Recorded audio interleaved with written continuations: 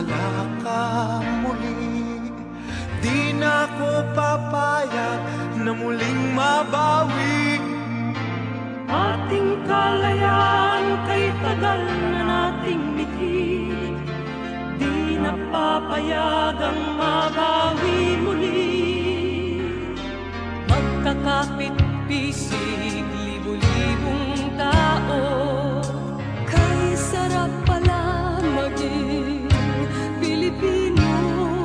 Sama-sama iisa ang adhikain, kailanman di na paaalipin.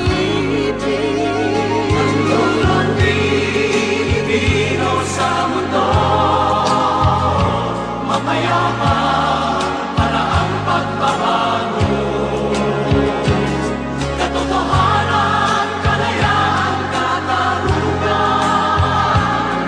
ay kayang makamit na walang taas. Basta't magkaisa tayong lahat.